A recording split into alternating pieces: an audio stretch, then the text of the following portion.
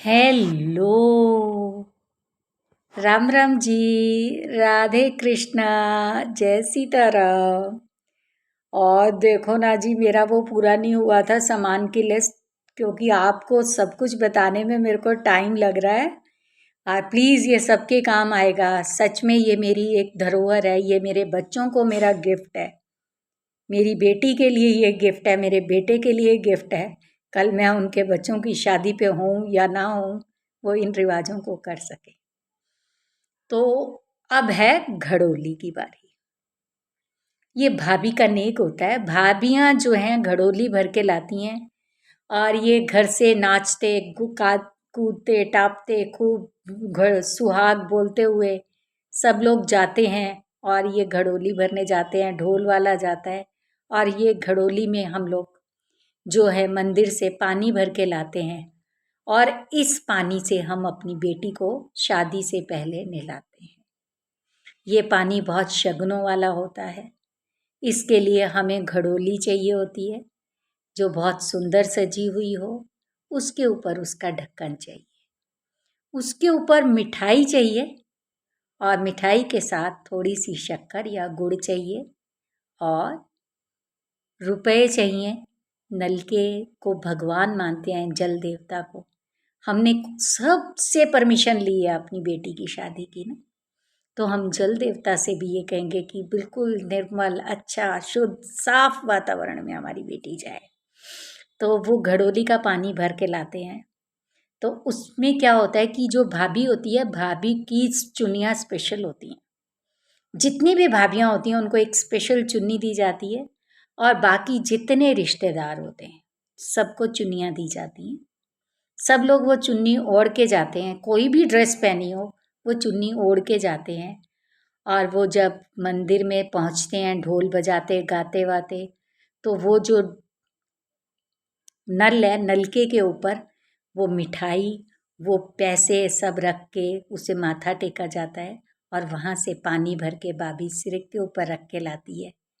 जब लड़की घर पहुँचती है पानी लेके भाभी अब उसकी, तो लड़की की माँ गेट पे सबसे पहले तेल चोती है। इधर भी तेल डालती है, उधर भी तेल डालती है और तेल डालने के बाद अपनी झोली फैला के उसमें घड़ोली लेती है और बहू को बहुत आशीर्वाद देती है और उसके साथ उसे शगन में रुपए देती है कि भगवान करे हमारी लड़की जिस घर में जाए सुखी रहे, खुश रहे।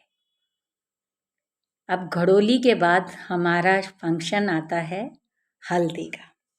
अब हल्दी जो है, हल्दी का भी फंक्शन बहुत अच्छा होता है। इसमें हल्दी उपटन सब कुछ होता है और उपटन इसके लिए भी एक नया कटोरा चाहिए जिस पे धागा बंधा हुआ हो। उपटन चाहिए, हल्दी चाहिए और 2 रुई की बत्ती चाहिए। रुई की लंबी लंबी बत्ती बनाते हैं। इसका एक बहुत बड़ा लॉजिक है, मैं आपको बताऊंगी। आप भी सोचेंगे कि हर एक चीज़ का रीज़न है।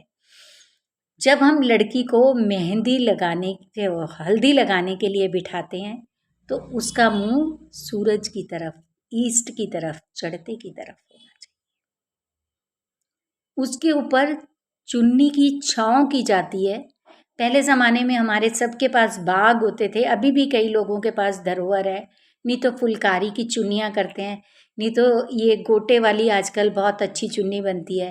नहीं तो आजकल भाई जो है फूलों का पूरा चुन्नी बनवा के लाते हैं, वो बहन के ऊपर करते हैं। वो चुन्नी लड़की के ऊपर करी जाती है, चारों कोनों से उसे उठा के पकड़ा जाता है। उसके बाद लड़की को बिठाया जाता है। लड़की को बिठाने के बाद उसके पैरों के नीचे रुई रखी जाती है, वो रुई की बत्तियाँ, कि बेटे जो तू जहाँ तू कदम रखे वो इतने मुलायम हो कि तेरे को कांटा भी ना छुपाए। ये हमारी बेटी के लिए दुआ होती है दिल से। और फिर वो हल्दी जो है वो भाभी तैयार करती है। जो हल्दी भाभी तैयार करती है उस हल्दी में हम सब लोग उसी से चढ़ाते हैं। और जिनके में कई लोगों में 4-5 बार हल्दी चढ़ाते हैं तो उनका ये होता है कि अगर 6 बार हल्दी चढ़नी है तो 6 बार 3 बार चढ़ाते हैं, 3 बार उतारते हैं। लेकिन हम लोग पंजाबी लोग एक ही बार हल्दी चढ़ाते हैं और उतारते हैं। तो हल्दी चढ़ाने का नियम ये होता है, पैरों उसी दूब से चढ़ाया जाता है। दूब घास होती है, उस घास को बांध लिया जाता है, उसकी 2 ब्रश से बना लिए जाते हैं। उस हल्दी को ब्रश में लगा के पहले पैरों पे, फिर घुटने पे, फिर कंधों पे, फिर सिर मुंह पे, फिर सिर पे लगाया जाता है। फिर सिर पे, फिर मुंह पे, फिर कंधों पे, फिर घुटनों पे, फिर पैरों पे लगा के उसे छोड़ा जाता है। ऐसे ही सब लोग उसको ये हल्दी चढ़ाते हैं। और फिर जब वो सब लोग हल्दी की रस्म पूरी कर लेते हैं तो भाई अपनी बहन को गोदी में उठा के नहलाने के लिए छोड़ने जाता है। ये भाई बहन का एक अजब सा प्यार होता है। उसके बाद शादी।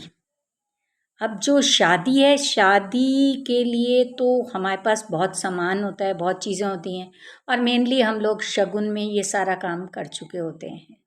क्योंकि अभी सगाई में बताऊंगी आपको, उसमें जो जो होता है कि वो तो मैंने अभी बताई ही नहीं है आपको। तो मैं बताऊंगी क्या क्या सामान होता है, कैसे रखते हैं, क्या करते हैं। तो आप जब शादी होती है, ये सामान की लिस्ट है तो इसीलिए मैं सारी चीज़ों की रस्में बता रही हूँ आपको। तो इसमें क्या होता है, जो मिलनी होती है, जो बारात आएगी, जब गेट पे बारात पहुँच जाती है तो वहाँ पे भी तेल चोया जाता है, दोनों दरवाज़ों पे तेल डाला जाता है। उसके बाद आजकल लड़कियां रिबन काटती हैं, ये वो लेन देन उनका आपस का मजाक चलता है। उसके बाद होती है मिलनी। मिलनी बड़े से शुरू होती है, छोटे तक होती है। और उस मिलनी में हमारे गिफ्ट होते हैं। पंजाबियों में कई लोग कंबल देते हैं, कई लोग कुछ भी देते हैं, आजकल गिफ्ट भी चलते हैं। और साथ में एक लिफाफा होता है, उसमें पैसे होते हैं। उसके बाद जिसकी मिलनी होती जाती है तो जितने लड़की वाले होते हैं वो और लड़के वाले भी एक दूसरे के ऊपर सिरवारना करते हैं, और वो पैसे जैसे पहले लड़की वालों के लड़के वाले लेते हैं, लड़के वालों के पैसे लड़की वाले लेते हैं, लेकिन वो सारे पैसे हमारे लागियों के होते हैं जो हमारी शादी में काम कर रहे हैं, ये उनके होते हैं। उसके बाद आ जाती है जयमाला। जयमाला भी बहुत ज़रूरी चीज़ है, उसको लाना, उसको संभाल के रखना, जयमाला के टाइम पे एकदम सामने होनी चाहिए।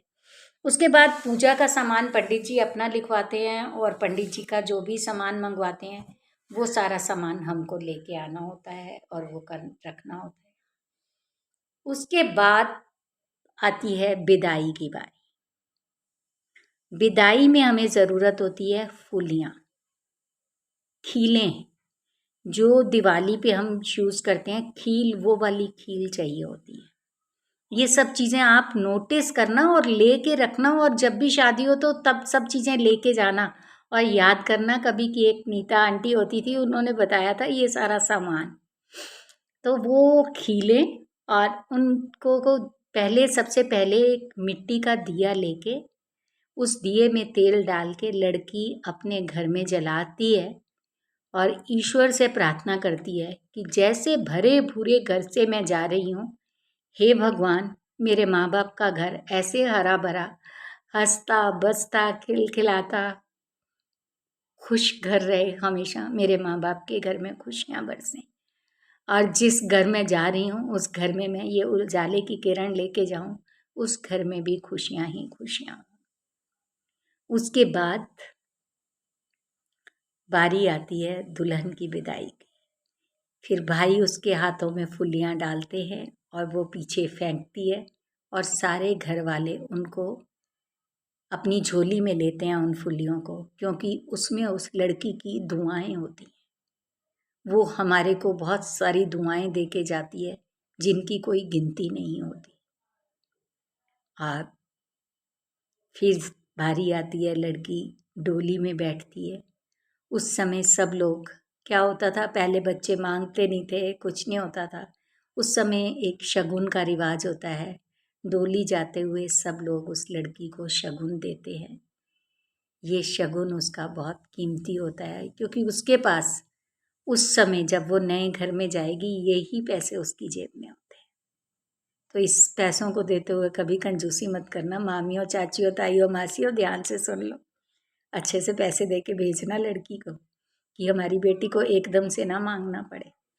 उसके बाद दिया जला के फिर जब लड़की के फेरे ख़त्म होते हैं, अगर उसके माँ बाप ने व्रत रखा है तो फेरों की वेदी पे बैठे बैठे उनको दूध पिलाया जाता है माँ बाप को। अब जब भाई डोली विदा करके आते हैं, वो डोली को गाड़ी में जिसमें बिठाते हैं, बहन की गाड़ी को धक्का देते हैं कि जा भैन ਧੀਏ कर जा अपने, है ना। साडा चिड़ियां दा चंबा वे बबुले असां उड़ जाना, साडी लंबी उडारी वे बाबल केड़े देश जाना। तो अब भाई जब घर आते हैं तो बहन उस भाइयों को बिठा के उनको दूध पिलाया जाता है जो कच्चा दूध होता है। मेरे सके वीरा ने डोला तोड़ के अगानू कीता, मेरे सके वीरा ने बैठ कच्चा दूध पीता। वो भाई वो कच्चा दूध पीते। बहुत मुश्किल होता है ये सब, लेकिन रस्में हैं तो करनी है।